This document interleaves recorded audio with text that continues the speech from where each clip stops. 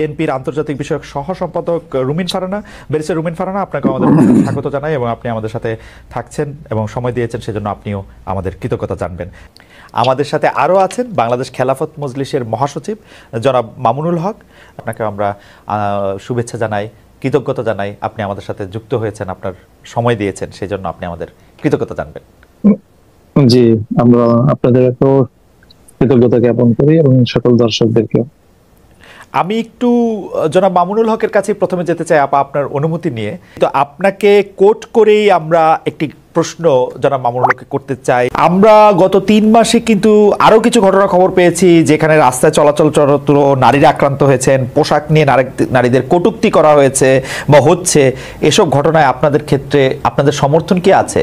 অনেক ক্ষেত্রে তৌহিদি জনতার কথা বলা হয়েছে। আমি একটু শেষ করি, আমরা একটু শেষ করি। তো অনেক ক্ষেত্রে তৌহিদি জনতার কথা বলা হচ্ছে। এই তৌহিদি জনতা আসলে কারা? তাদের আপনি চেনেন কিনা, জানেন কিনা? জনাব মামুনুল হক। আপনাকে অসংখ্য অসংখ্য ধন্যবাদ খালেদ ভাই। আমি মনে করি যারা একজন নারীর বিতর্কের উত্তরে পাল্টা তর্ক দিতে জানে না, যারা সেই নারীর ব্যক্তিগত জীবন, তার সাজ পোশাক নিয়ে আলোচনায় বেশি সময় ব্যয় করে এবং মনে করে ওটাই আক্রমণের কায়দা। আজকে সম্মানিত অতিথি যে কথাগুলো বললেন, সেই কথাগুলো সমাজের খুবই একেবারে বিচ্ছিন্ন কিছু ঘটনা।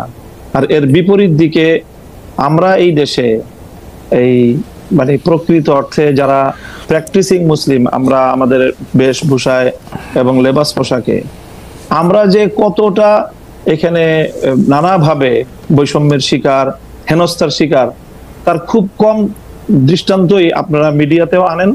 আর আপনাদের এই সাধারণ যেই যারা মহলে চলাফেরা করেন, আপনাদের খুব কম আমার মনে হয় এটা জানাশোনা আছে।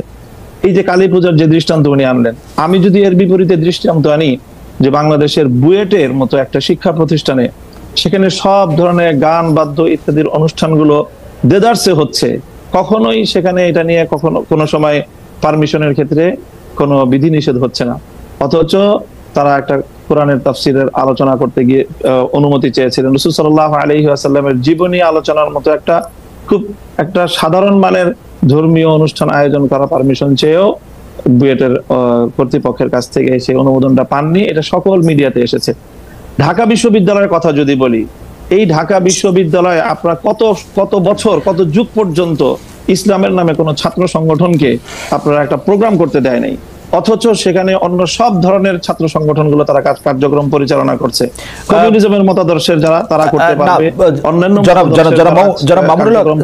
তারা করতে পারবে, শুধু ইসলামী ছাত্র সংগঠনের নাম নেওয়া হলেই ঢাকা বিশ্ববিদ্যালয় তাদেরকে অচ্ছুত হিসেবে সাব্যস্ত করে রাখা হয়েছিল। এই বিষয়ে তো কোনোদিন ওনারা কথা বলেন। জনাব মামুনুল হক, একটু জানতে চাইছি যে ইসলামের নাম নিয়ে কোনো প্রোগ্রাম ঢাকা বিশ্ববিদ্যালয় হয় না, কিন্তু অন্য কোনো ধর্মীয় আলোচনার বা কোনো এরকম কোনো প্রোগ্রাম কি হয়েছে? মানে আসলে তো ইসলামের নিয়ে অনেক ধরনের প্রোগ্রাম ঢাকা বিশ্ববিদ্যালয়ে হয়েছে, সেটা আমিও জানি, ইসলামের নিয়ে অনেক কিছু হয়েছে। ব্যাপকভাবে দেখেন, প্রায় প্রতিটি হলেই খুব সুন্দরভাবে ব্যাপকভাবে সেখানে হিন্দু ধর্মাবলম্বী সংখ্যা কত সেটারও কোনো হিসাব করা হয় না। তাদেরকে নির্বিঘ্নে হলের মধ্যে জাঁকজমকপূর্ণভাবে তারা পূজার আয়োজন করছে। আমি জনাব মামুনুল হক ঢাকা বিশ্ববিদ্যালয়ের ব্যাপারটা একটু বলি। আমি একটু ঢাকা বিশ্ববিদ্যালয়ে তখন সেখানে অনুমোদন পাওয়া যায়। আমি ঢাকা বিশ্ববিদ্যালয়ের কথাটা একটু বলি। ঢাকা বিশ্ববিদ্যালয়ে আরবি, ইসলামের ইতিহাস ও সংস্কৃতি, ইসলামিক স্টাডিজ যেটা ইসলামী শিক্ষা সহ, ফার্সি সহ এবং আরও বেশ কিছু জায়গায় নিয়মিত এই ডিপার্টমেন্টগুলিতে নিয়মিত কোরআনের তাফসির, কোরআনের গল্প, কোরআনের থেকে বিভিন্ন উদাহরণ, হাদিসের বিভিন্ন রকম কথা, এগুলি নিয়ে নিয়মিত সেমিনারের আয়োজন করা হয়। নিয়মিত কিন্তু এগুলি করা হয় একাডেমিক কার্যক্রমের অংশ হিসেবে, এবং সেইটা শুধু একাডেমিক কার্যক্রমের অংশ হিসাবে না, মানে সেইটা যে সিনেট হল এর মধ্যেও অনেক সময় সেটা হয়ে আসছে, হবে, মানে সেটাতে কোনো, কিন্তু আপনি বলছেন যে এটা হয় না। আমরা ঢাকা বিশ্ববিদ্যালয়ের আমি ঢাকা বিশ্ববিদ্যালয়ের একজন অধ্যাপককে জানতে চাই, ঢাকা বিশ্ববিদ্যালয়ের অধ্যাপকরা একজন বলতে চাই।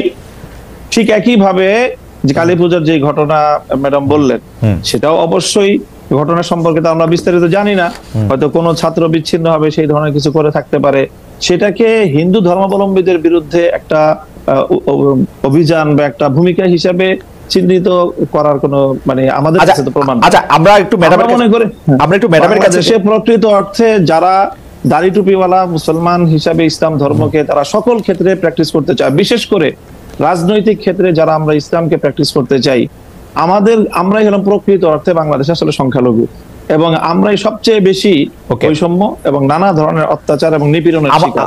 এবং আমাদের এই নিপীড়নের বিরুদ্ধে কখনোই সমাজের এই যে সাধারণ শিক্ষা ব্যবস্থার যারা শিক্ষক মহোদয় আছেন বা অন্যান্য আপনাদেরও খুব একটা সোচ্চার কখনো আমরা পাই। আচ্ছা, আমরা এটা অধ্যাপক মাহবুবকে জানতে চাইবো। আমি একটু আপনার কাছ থেকে এটা জানতে চাই যে ধরেন বাংলাদেশে আপনি যে ধরনের রাষ্ট্র ব্যবস্থা কায়েম করতে চাচ্ছেন, ধরেন যে খিলাফা, সেই খিলাফা আসলো, তাহলে কি আপনারা এই যে ধরেন কালী পূজার কথা বলা হলো সেগুলি বন্ধ করে দিবেন? যে না, রমনায় বা বন্ধ হবে কেন, সেগুলি করতে দিবেন? সেগুলি করতে দিবেন। প্রত্যেক ধর্মাবলম্বীর যার যার ধর্মীয় রীতি অনুযায়ী তার সে ধর্মীয় স্বাধীনতা ভোগ করবে, তার জানমালের নিরাপত্তার যে বিষয়গুলো আছে, ইসলামী রাষ্ট্র ব্যবস্থা, ইসলামী রাজনৈতিক যে বন্দোবস্ত, সেখানে অন্য ধর্মাবলম্বীদের ধর্ম পালনের শুধু স্বাধীনতা নয় বরং নিরাপত্তা নিশ্চিত করা হয়েছে, এবং সেই নিরাপত্তা অবশ্যই বাস্তবায়ন করা হবে। তাদেরকে কি জিজিয়া কর দিতে হবে?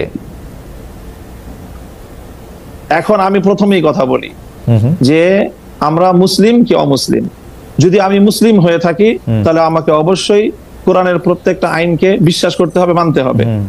আমরা আপনাদের কাছে পাল্টা প্রশ্ন করি, খালেদ মহিউদ্দিন সাহেবকে এবং আজকে আমার অতিথিকে, যে আমরা এজ এ মুসলিম আমরা কোরআনের প্রত্যেকটা বিধানকে শ্রদ্ধা করি কিনা, এবং প্রত্যেকটা বিধান আল্লাহর পক্ষ থেকে প্রদত্ত সেই হিসাবে আমি বিশ্বাস এবং মানি কিনা, সেটা বলেন আপনি।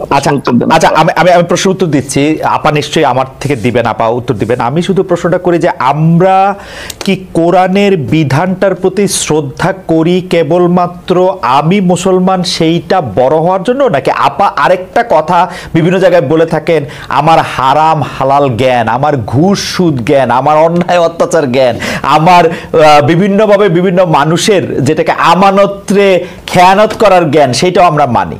আমি তো দেখি বাংলাদেশে বাংলাদেশ 90 ভাগ মুসলমানের দেশ, আমি দেখি 90 ভাগ মুসলমানের মধ্যে 90 ভাগ ধর্মীয় সেই বিশ্বাসটাকে আপনি প্র্যাকটিস করার বিষয়। যদি আপনি ধর্মীয় যে বিশ্বাস সেটাকে যদি আপনি অ্যাকসেপ্ট করেন, দেন তখন আপনি মুমিন না, আমি এবং যদি আপনি সেটাকে প্র্যাকটিস করেন তারপর আপনি সে ভালো আমল হলো আপনার উন্নত মুসলিম হলেন। জনাব মামুনুল হকের কাছে প্রশ্ন রেখেছিলাম যে ইসলামের দৃষ্টিতে আসলে কোনটা বেশি গুরুত্বপূর্ণ, বাহ্যিকভাবে তার পোশাক আশাকের পাশাপাশি ঘুষ দুর্নীতি সুদকে আমরা আসলে বর্জন করছি কিনা, যেগুলিকে আমরা আসলে ফান্ডামেন্টাল ধরে আসছি, সেটা ক্ষেত্রে আপনার কি মতামত, এবং সোশ্যাল মিডিয়ায় যাদেরকে আমরা ইসলামী বক্তা বলে থাকি তাদের কিছু বক্তব্য এরকম তুলনা করা হচ্ছে যারা একসময় ক্ষুদ্র ঋণ নিয়ে সুদ নিয়ে ডক্টর মোহাম্মদ ইউনূসের সমালোচনা করেছিলেন, তারা আবার তার প্রশংসা করছেন। বক্তাদের একটি অংশ কি বাতাস বুঝে বক্তব্য দিচ্ছেন কিনা, এবং আপনারা যে ইসলামকে যেটিকে আসলে পলিটিক্যাল ইসলাম বেশি করে বলা হচ্ছে যেটা, এবং যেই কারণে বাংলাদেশে ইসলামী দলগুলির মধ্যে অনেক বিভাজন দেখা যাচ্ছে, মানে কেউ হয়তো ইসলাম বিশ্বাস করছেন এবং জোর দিয়ে বলছেন যে জনাব মামুনুল হক যেগুলি বলছেন সেগুলি ইসলাম না, আরেকজন বলছেন যে ওইটা যারা বলছেন তারা কাফের। ওই পুরো ব্যাপারটা ধরে যদি একটু আলোচনা করেন যে আসলে কোনটা বেশি গুরুত্বপূর্ণ, কোনটাকে আমরা ফান্ডামেন্টাল ধরবো, জনাব মামুনুল হক। আসলে অনেকগুলো মানে এখন বিষয় আমার সামনে আলোচনার জন্য, সময় কতটুকু পাবো আমি জানি না। মিসেস মাহবুব সাহেব তো উনি বললেন যে ওনাকে মনে হয় সময় কম দেয়া হচ্ছে। আমি আসলে শুরুতেই বলেছিলাম যে আসলে বিতর্কের আলোকে আমি কথাগুলো বলতে চাইনি। প্রথম যে প্রসঙ্গটা আপনারা দুজনই আলোচনার মধ্যে আনলেন, আমি ঢাকা বিশ্ববিদ্যালয় সহ আমাদের বুয়েটের ক্যাম্পাস যেই স্পেসিফিক যেই কথাটা আমি বলেছি, আপনারা খবর নিয়ে দেখেন, গত 1 মাসের ব্যবধানের ঘটনা। ঢাকা বিশ্ববিদ্যালয়ে একটা সিরাতুন নবী অনুষ্ঠান করার সুযোগ দেওয়া হয়েছে, এবং এই অনুষ্ঠানটাকে ঢাকা বিশ্ববিদ্যালয়ের ইতিহাসে দীর্ঘদিন পরে এই ধরনের একটা অনুষ্ঠানের একটা মানে ব্যতিক্রমী আয়োজন হিসাবে গোটা ঢাকা বিশ্ববিদ্যালয় এটাকে খুব তারা উৎসাহিত করেছে। সেম একই ধরনের অনুষ্ঠানের অনুমতি চেয়ে বুয়েটের ছাত্ররা বুয়েটের প্রশাসনের কাছ থেকে অনুমতিটা পায়নি। আপনারা যে দৃষ্টান্তগুলো এনেছেন সেটা হলো একাডেমিক যে ইসলামিক স্টাডিজ বিভাগ আছে, আরবি ভাষা সাহিত্য আছে, উর্দু আছে, ফার্সি আছে, অ্যাজ এ ল্যাঙ্গুয়েজ বা একটা সাবজেক্ট হিসাবে পড়াশোনার বিষয়ে আমি এই জায়গাটা আমার প্রশ্ন ছিল না। আমার প্রশ্ন হলো যে বিগত 50 বছরে ঢাকা বিশ্ববিদ্যালয়ে ইসলামী ছাত্র মজলিস, ইসলামী ছাত্র আন্দোলন, ইসলামী ছাত্র শিবির নামে আপনারা ঢাকা বিশ্ববিদ্যালয়ের ক্যাম্পাসে কোনো কার্যক্রম পরিচালনা করার সুযোগ আপনারা দিয়েছেন ইসলামী কোনো সংগঠনকে? দেওয়া হয় নাই। এই জায়গাটার আমি ইসলামী রাজনৈতিক চর্চার যে সুযোগটা থেকে ইসলামপন্থীদেরকে চরমভাবে বৈষম্যমূলক ভাবে তাদেরকে দমন করা হয়েছে। মামুন ভাই একটা ছোট্ট প্রশ্ন কি করতে পারি, যে ধরেন আপনি যে আমি কথাগুলো শেষ করি। আচ্ছা ঠিক আছে কোনো অসুবিধা নাই। দ্বিতীয় বিষয় যেটা ম্যাডাম বললেন যে এই যে পোশাকের যে বিষয়, আমি কিন্তু পোশাকের যে বিষয়টা বলেছি সেখানে আমি সুনির্দিষ্টভাবে একটা কথা বলেছি, সেটা হলো এই যে আমরা যারা ইসলামকে রাজনৈতিকভাা আমরা রাজনীতিটাও যারা ইসলামের আলোকে করতে চাই, আমরা মনে করি যে ইসলাম কমপ্লিট কোড অফ লাইফ, পূর্ণটাই ইসলামকে মানতে হবে। আমি ব্যক্তিগত জীবনে ইসলামকে মানবো, আমি ব্যবসার ক্ষেত্রে অর্থনীতির ক্ষেত্রে ইসলামকে মানবো না, অথবা রাজনীতির ক্ষেত্রে ইসলামকে মানবো না। ইসলামকে এভাবে খণ্ডিত আকারে মানার কোনো সুযোগ আল্লাহর কোরআন দেয়নি, বরং পরিপূর্ণভাবে ইসলামকে, যারা পরিপূর্ণভাবে ইসলামকে মানতে চাই এবং বিশেষ করে যারা আমরা রাজনীতিতে ইসলামকে অনুসরণ করতে চাই, আমাদের উপর রাষ্ট্রীয় যে দমন পীড়ন চালানো হয়েছে সেটা অন্য কোনো আদর্শিকভাবে রাজনীতি যারা করে, আদর্শিক কারণে অন্য কারোর উপরে সেই বৈষম্যটা বাংলাদেশে অতীতে হয়নি। এই জায়গাটার কথা বলেছি। আপনারা বিষয়টা বারবারই আপনারা আলোচ্য বিষয়টা ভিন্ন দিকে নিয়ে না আচ্ছা ঠিক আছে। দ্বিতীয় বিষয় আমি বলি আপনি যে প্রশ্ন করেছেন সেই প্রশ্নের জায়গায় আমি আসি, যে একটা বিষয়ের গুরুত্ব আছে, সবটারই গুরুত্ব রয়েছে। সুদ, ঘুষ, দুর্নীতি সহ যেই সকল বিষয়গুলো ইসলাম নিষিদ্ধ করেছে, এর প্রত্যেকটার বিষয়ে আমরা ফোকাস করি, আমরা আলোচনা করি। হয়তো সবটা আপনারা শুনেন না বা সবটা সেইভাবে মিডিয়ায় কভারেজ পায় না। মিডিয়ায় কভারেজ পায় সাধারণত চলমান ইস্যুগুলো এবং যে বিষয়গুলোকে রাজনীতির সাথে সংশ্লিষ্ট সেই বিষয়গুলো গুরুত্ব পায় বা সেই বিষয়গুলো হয়তো অনেকটা ফোকাস হয়, কিন্তু সবটা বিষয় একই। সর্বশেষ আপনি যে কথাটা এনেছেন, এই যে ক্ষুদ্র ঋণ এবং সুদ ব্যবস্থা এবং ডক্টর ইউনূস সাহেবের সাথে বর্তমান সময়ে তার যে প্রশংসামূলক কিছু কথাবার্তা, দেখেন এখনো আমরা বলি যে সুদ ইসলামের দৃষ্টিতে জঘন্যতম একটা অপরাধ এবং নিষিদ্ধ একটা বিষয়। কাজেই সেটা ক্ষুদ্র হোক আর বৃহৎ আকারে হোক, ক্ষুদ্র ঋণের মাধ্যমে যে কাজটা হয়েছে সেটা হলো সমাজের তৃণমূল পর্যায় পর্যন্ত সুদ ব্যবস্থাটাকে পৌঁছে দেওয়া হয়েছে। সেই জায়গাটা থেকে আমরা অতীতেও সমালোচনা করেছি, আজও ডক্টর ইউনূস সাহেবের সমালোচনা করছি, ভবিষ্যতেও আমরা সেই জায়গা থেকে, ইসলামের জায়গা থেকে, যদি আমি মুসলিম হয়ে থাকি, আমাকে সেই সুদ ব্যবস্থার বিরুদ্ধে আমাকে কথা বলতেই হবে। সুদ ব্যবস্থার প্রবর্তক হিসাবে এবং ক্ষুদ্র ঋণের মাধ্যমে সুদকে তৃণমূল পর্যায়ে পর্যন্ত পৌঁছে দেওয়ার জন্য আমরা ডক্টর ইউনূস সাহেবের সমালোচনা ভবিষ্যতেও করব।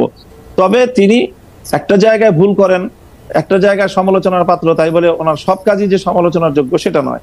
তিনি দেশের অন্যান্য ক্ষেত্রে একটা দেশকে সামনের দিকে অগ্রসর করার ক্ষেত্রে এবং দেশের বর্তমান সংকট নেতৃত্ব দিতে পারছেন। আমি একটু প্রশ্নটা করি যে আপনি ইসলাম নিয়ে যারা রাজনীতি করছেন তাদের পরিপূর্ণ রাজনীতি, কিন্তু আপনি ধরে নেন যে আমরা সাধারণ বাংলাদেশের মানুষ আমরা ফলো করতে চাই আপনাদের আলেমদের, কিন্তু আমরা তো স্পষ্ট দেখতে পাচ্ছি যে আপনারা ঈদে মিলাদুন্নবী করবেন কি করবেন না সেটা নিয়ে দুই পক্ষ, তিন পক্ষ, বহু পক্ষ, 100 পক্ষ দাঁড়িয়ে গেছে। আমি শেষ করি, এটি নামাজ কিভাবে পড়া হবে কি পড়া হবে না সেটি আপনারা আসল ইসলাম নাকি চরমনাই আসল ইসলাম, আসল ইসলাম কি আসলে আটরশি, আসল ইসলাম কি আসলে মাওলানা রাজ্জাক সাহেব, এইটা নিয়ে তর্ক ছাড়া তো আমি আর কোনো কিছু দেখি না। আরেকটা প্রশ্ন আমাদেরকে আপনার জন্য করেছেন, উনিও একজন আলেম, উনি বলেছেন যে খ্রিস্টান শাসন বলতে কি বোঝাচ্ছেন, তারা কি বাইবেল অনুসারে শাসন করছেন, এখন আমেরিকা ইউরোপ যে শাসনে চলছে সেটা খ্রিস্টান ধর্মীয় শাসন কিনা, সৌদি আরবে যা চলছে তা ইসলামী শাসন কিনা, সৌদি আরবে ছাত্র সংগঠন করার অনুমতি রয়েছে কিনা। আমি আপনার কাছ থেকে একটু খুবই ক্ষমা চেয়ে নিয়ে 2 মিনিটে একটু শেষ করতে বলছি, আমার একটু টাইম কনস্ট্রেন্ট আছে। প্রথম প্রশ্নটা আবার বলেন তো একটু। প্রথম প্রশ্নটা হচ্ছে যে আপনি পরিপূর্ণ ইসলাম বলছেন কিন্তু সাংঘর্ষিক, এই যে আপনি ঈদে মিলাদুন্নবী সহ যে সকল মতবিরোধপূর্ণ যে বিষয়গুলি আপনি প্রশ্ন তুললেন, দেখেন আমাদের মতবিরোধপূর্ণ বিষয় খুবই গৌণ। মৌলিক কোন বিষয়ে আমাদের মধ্যে ইসলামিক যারা বিভিন্ন স্কুল অফ থট যারা আমরা ফলো করে থাকি, আমাদের মধ্যে কোনো দ্বিমত নেই। 5 ওয়াক্ত নামাজ এই বিষয়ে কেউ দ্বিমত করেছে, রমজান মাসে 30টা রোজা রাখতে হবে এই বিষয়ে কেউ দ্বিমত করেছে, প্রত্যেকটা মুসলমানের উপর সামর্থ্য থাকলে একবার হজ করা ফরজ কেউ দ্বিমত করেছে, প্রত্যেকটা যারা নাকি সামর্থ্যবান তাদেরকে যাকাত দিতে হবে এই বিষয়ে দ্বিমত করেছে, এবং ফজরের নামাজ 2 রাকাত, জোহরের নামাজ 4 রাকাত, আসরের নামাজ 4 রাকাত, মাগরিবের নামাজ 3 রাকাত, এশার নামাজ 4 রাকাত, এই বিষয়ে আজ পর্যন্ত কাউকে আপনি দ্বিমত পেয়েছেন? খুবই শাখাগত কিছু বিষয়ে দ্বিমত রয়েছে মুসলমানদের মধ্যে এবং সেই বিষয়গুলো আলোচনার মধ্যে আসে এবং সেটা প্রত্যেকটা মতাদর্শের মধ্যে যখনই আপনি আলোচনা, জ্ঞানগত আলোচনা হবে তখন সেই দ্বিমতগুলি আসবে সেখানে। সেই বিষয়গুলি তো এটার সাথে আপনি এখানে আলোচনার মধ্যে এই প্রসঙ্গগুলি আনার কোনো প্রয়োজন নেই। দ্বিতীয় যে প্রশ্ন আপনি করেছেন সেটা হলো যে খ্রিস্টান শাসন বলতে আমি বুঝিয়েছি এখনকার যে শাসন, পশ্চিমা বিশ্বের শাসনকে বলছি 500 বছর ধরে। এর আগ পর্যন্ত আমি যেটা বলেছি যে যে পশ্চিমা বিশ্বের এই সেকুলার রাষ্ট্র ব্যবস্থা বা রাজনৈতিক এই যে গির্জা বিপরীত যে রাষ্ট্র ব্যবস্থা পশ্চিমা বিশ্ব অনুসরণ করছে, এর আগ পর্যন্ত তাদের যে শাসন ব্যবস্থা ছিল সেটা খ্রিস্ট শাসন ব্যবস্থা ছিল। আমি সেখানে বলেছি যে সেই খ্রিস্ট ব্যবস্থায় ব্যাপকভাবে খ্রিস্ট রাষ্ট্রগুলো কর্তৃক ইহুদিরা নিগৃহীত হয়েছে এবং সেই সময়টা ইহুদিরা মুসলমানদের প্রোটেকশনে তারা থেকেছে। ওই জায়গাটা আমি বলেছি।